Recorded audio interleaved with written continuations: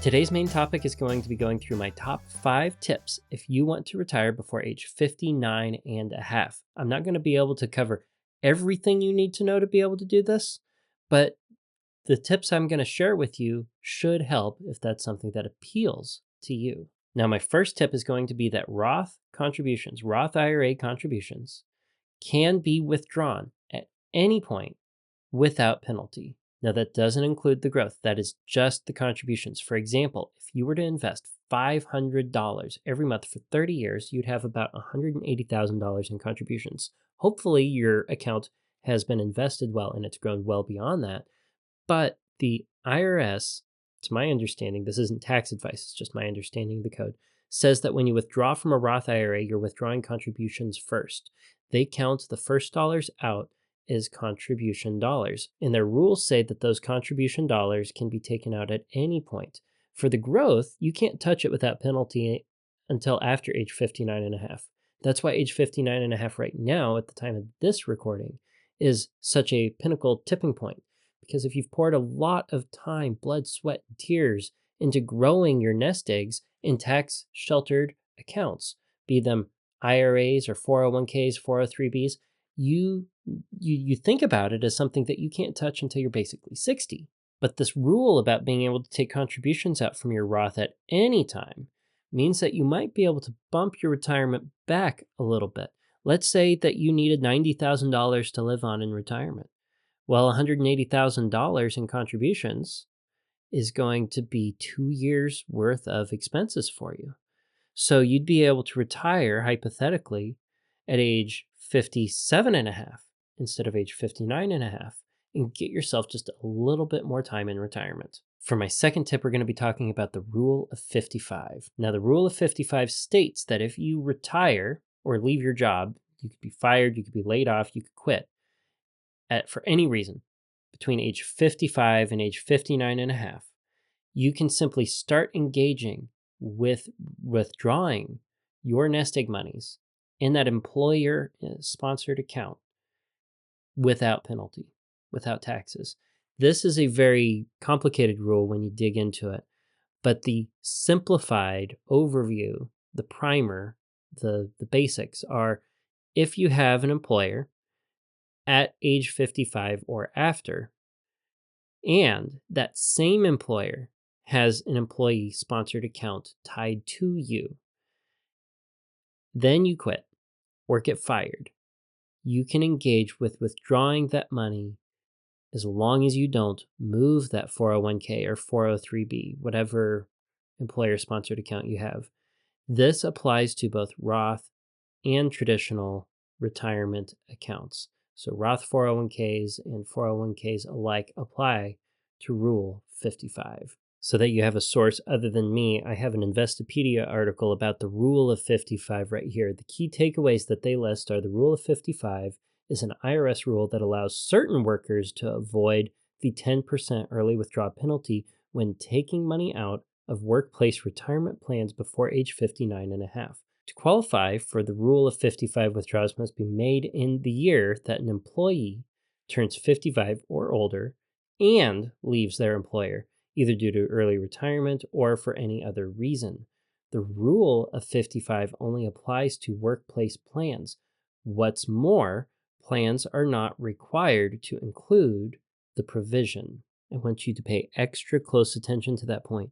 Plans are not required to be able to implement this provision. Lastly, retirement plan distributions taken using the Rule of 55 would still be subject to ordinary income tax. Now, if you want to learn more about this rule, I'll link this article in the description below so that you can dig into it and understand the complexities of it. I personally would say if you want to engage with the Rule of 55, you should consult with a financial professional who is licensed to give professional financial advice by the SEC. Now, I can't remember if it was this article that mentioned it or another one that I've read before, but if you are a safety service worker, someone like a first responder or an air traffic controller at an airport, you may qualify to actually engage with the Rule of 55 at age 50, so an additional 5 years earlier. Depending on your career, there may be specific rules that tweak this rule to you. So you really should engage with a financial expert, a financial advisor, a fiduciary who is licensed to give financial advice if this interests you. Now, just because I mentioned tip one about the Roth contributions, first, I don't want you to think that you can add these two tips together to even further bump your retirement back because, for example, this is how the rule of 55 can get complicated. Let's say you were looking at this saying, hey, I can engage with rule 55 and then take the Roth contributions and bump it backwards and retire at age 53 if I had that 2 years worth of expenses and contributions on Roth.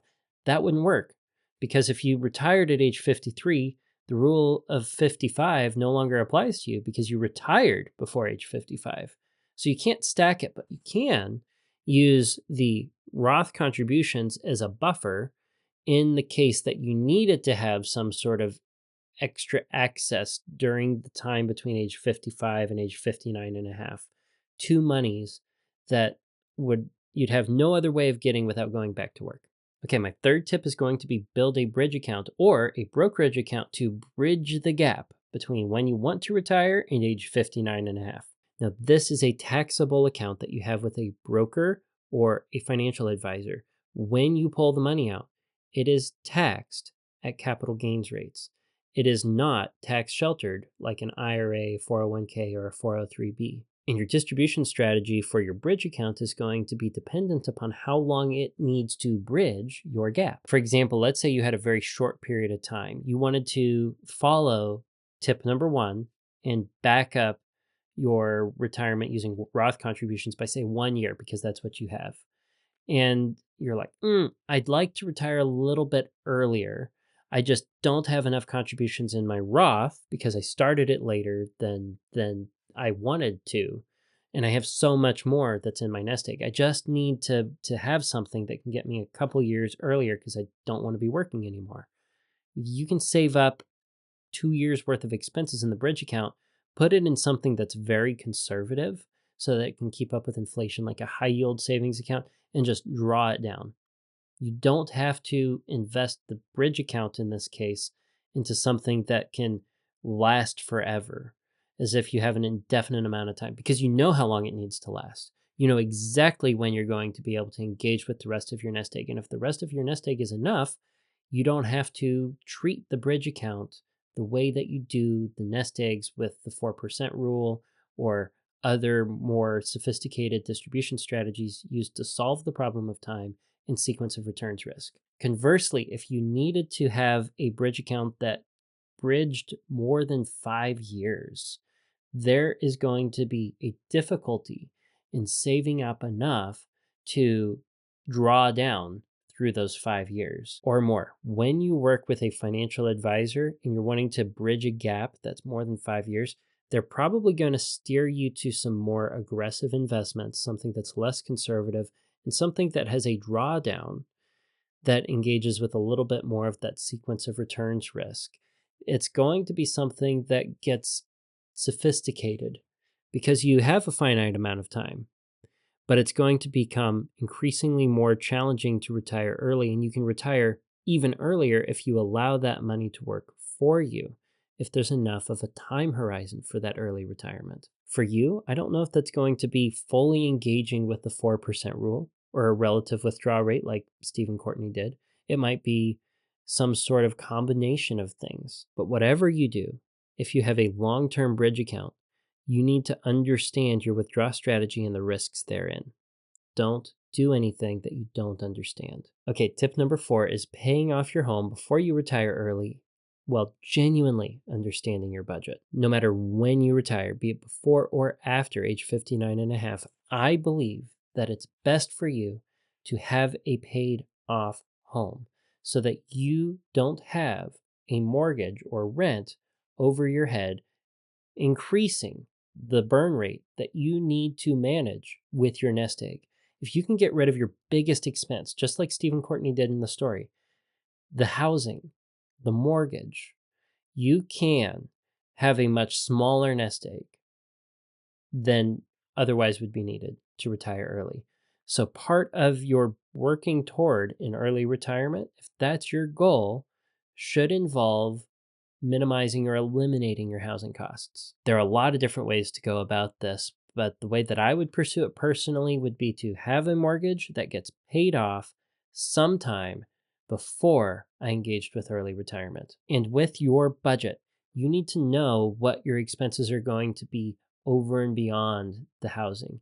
You need to know what your expenses are going to look like in your retirement so that you can most accurately determine how much money you need in your nest egg and engage with tip number 5, which is to map out the different phases of your retirement. This is very, very important if you retire early. See, if you retire after age 59 and a half, it may feel like you only have one block of life, one final season that you have to plan for. The safe withdrawal rate from the point of retirement to the time of your passing. But that is not necessarily the case. Early on in your retirement, you may very well be more active. You might want to travel more than you do later on. There's something called the retirement smile. It's more or less the anticipated graph of what your expenses are going to be when you retire. It starts out high, and as you become less and less active, your expenses drop down, then they bottom out. And then toward the end of your life, your medical expenses or assisted living expenses drive your burn rate back up. So you don't have a consistent need for money throughout retirement. You have seasons. You can break it up into a active season, an inactive season, and a final season. But beyond that, if you retire early, you have additional phases that need to be mapped into your plan. You might have a bridge account. You might be engaging with the rule of 55, and you might somewhere in there be engaging with the contribution rule for Roth in tip number 1. There are a lot of different options that can help you retire early, and mapping out those phases, including getting ready to retire early by paying off the mortgage and accumulating all the money you need for that early retirement. It's going to take different seasons, different strategies, and if you don't piece them together like a puzzle and put them in order, you might end up solving a problem that doesn't include all of the considerations you need to make. You might be able to solve the early retirement problem by building a big bridge account and then engaging with, say, the 4% rule. But what if we have runaway inflation that really knocks things out of the park and the investments that we had didn't keep up for some reason, be it the way that they were diversified or an action that is ill-advised out of fear? Well, we can put not only our current season of early retirement, but all future seasons in jeopardy. I'll give you an example from my own personal life. I do not know if I'm going to be able to engage with the rule of 55 just because of my age. So I don't plan on working around tip number 2. I think it's one that's important to know about, but I'm not currently mapping out my plan around the rule of 55. I do like the idea of being able to bump my retirement back a little bit using my Roth contributions, but I need to be getting those back up if I'm going to engage with that plan at all. And I have a little bit of a taxable account that Amanda and I jointly own, a joint brokerage account, and it's got some money in it. We could, if we decided to retire early, start to pour a lot more into it to bridge the gap between a certain point in age 59 and a half, or a little before that if the Roth contribution thing actually works out. If I wanted to engage with that, though, I'd want to make sure that by the time we hit age 59 and a half, our retirement accounts, minus any of the Roth contributions I want to live off of early, would be large enough to sustain retirement thereafter, and that the brokerage account doesn't usurp that goal. I want to make sure that my retirement accounts are going to be adequate, that I hit coasting financial independence within my retirement accounts before starting to rev up my taxable brokerage bridge accounts. And I know that doesn't go into too much detail, but that gives you an idea of the sort of thinking that you might have as you're starting to map out the different phases of retirement from early retirement onward. And that concludes my top 5 tips. Again, your contributions for a Roth account can be pulled out at any time, so that can help you retire a little earlier. The rule of 55 is very interesting and something that some of you may want to consider and something that you might take to a financial advisor. Then there are bridge accounts that you can have. And the way that you treat your bridge account for your distribution phase for age 59 and a half is going to be very dependent upon how long that bridge account needs to last. It's going to be important for you to get your home paid off early and understand your retirement budget throughout all phases, and then to map out all the different phases of your retirement like puzzle pieces that mesh together so that you do not jeopardize any season of your retirement. Now, if I missed something that you think should be in the top 5 tips for early retirement, please let me know in the comments below. And until next week, until next Tuesday, budget bravely and enjoy your hope-filled financial future.